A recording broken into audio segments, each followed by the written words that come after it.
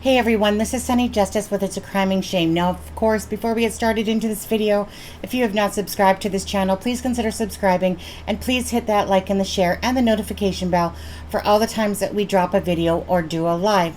Now, in this particular video, we're going to be talking about the inquest for Nicola Bulley and perhaps what to expect. So in the first part of this video, it's going to be blurred out because obviously these people have nothing to do with the Nicola Bulley case. But the gentleman that's talking, that's holding the inquest, is basically giving you the 4 reasons about why an inquest is held. And then I'll play another video after that in which a woman talks about the inquest. And then I'll drop the link for this particular blurred out video. It will be great to watch. Even though it was online, it's still going to be a great watch to understand how an inquest goes. Now, the purpose of an inquest is to determine 4 things. When a person has died, a violent or unnatural death, or the cause of death is unknown, or the deceased has died in custody or otherwise in state detention, there must be an inquest to determine who the deceased was, when, where, and how they came by their death. It is not the purpose of the inquest to determine any matters of civil liability or any matters of criminal liability against a named person.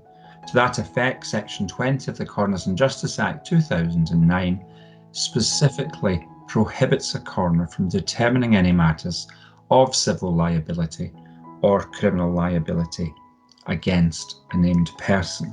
The inquest is a fact-finding inquiry to determine those 4 statutory questions and to record a conclusion as to the overall manner of the death.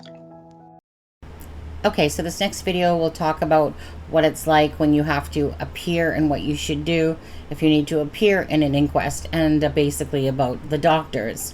So this is from the standpoint of, say, who will be attending it. As I said at the previous start of this video, I highly recommend going to watch the link in the description of this video for the first part of the video that you just watched, which you can watch a full inquest. Obviously it was online, but because obviously back in 2020 we know what epidemic was happening and going on, but this will give you a great idea of exactly how an inquest will go, but just obviously in physical form now. Most doctors have to attend an inquest at some point in their career. Inquests have just one purpose, which is to answer these questions. Who was the deceased, and when, where, and how did the death occur? Inquests, by their nature, cannot decide criminal or civil liability, but can scrutinise the clinical care of the deceased. And there can be consequences for doctors who are criticised in the coroner's court conclusion at the end of the inquest. We'll offer a few general pointers in this video, but if you're worried about a case or you're asked to attend an inquest, please contact us for advice and support, even if you're being supported by the legal team where you work. If you're asked to attend an inquest, it is likely that you will already have written a report for the coroner. The inquest is an opportunity for the coroner, the family, and sometimes others to ask questions of you as a witness. It is not a matter of just reading out your report. We're sometimes asked if it is mandatory to attend an inquest. In short, it is. If you're summoned, it would be a criminal offence not to attend, and the GMC expect doctors to cooperate with the coroner. We're also often asked about legal representation for inquests. It's often unnecessary, but it is something to consider, especially if you're worried about being criticised or if you're named by the coroner as an interested person or IP. This IP status is given by the coroner to the bereaved and to anyone whose actions or omissions the coroner considers might have contributed to the death of the patient. Interested persons have the chance to see all relevant documents, such as the post-mortem report, and to question other witnesses. Please do call us for specific advice if you're named as an IP. Even if you don't need legal support, there are sometimes things you can do to prepare for your witness appearance. Refamiliarise yourself with the case, particularly if you wrote your report some time ago, and look carefully through the relevant records. Print out copies to take with you, keeping them safe and confidential, of course.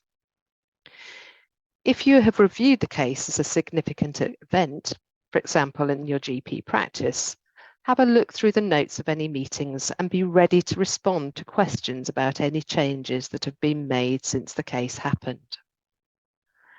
Have a look through our guidance and the GMC guidance on appearing as a witness. And don't forget to call us if you have any concerns. If you have time, it could also be useful to attend an inquest to see how the process works in advance and see what to do and what not to do as a witness. When you attend the coroner's court, turn up in plenty of time to go through security and dress smartly as you would for any other court appearance. You may find that the coroner is sitting alone, but sometimes there's a jury if, for example, a patient died in state detention. This would be the case if they died in prison, for example, or if they were detained under the Mental Health Act. If you're called to attend an inquest with a jury, these inquests can be involved, so please call us for individual advice. When it's your turn to give evidence, you'll be required to swear an oath or affirmation and promise that your evidence will be truthful. You should prepare to be questioned by several people. The coroner will go first. Next, a member of the deceased family or their legal representative can question you. Then members of the jury, if there is one, and then your legal representative, if you have one. Sometimes questions stray outside the scope of the inquest. It's the coroner's role to determine any inappropriate questions and bring them back on track. If you're questioned in a way that implies you committed a criminal offence, you're not obliged to answer. There are a few guidelines that may help you when you are in the witness box. First, and probably most important, listen very carefully to the question and answer exactly what you have been asked. Don't try and anticipate or interpret the question or try to predict the next question. If you're not certain what answer they're looking for, ask for clarification. Answer as clearly and succinctly as you can. Everything you say must, of course, be honest. If you don't know the answer, say so and ask to refer to the records if you need to. This is not a memory test. Try to keep your answers short. The questioner can always ask for more detail if they need it.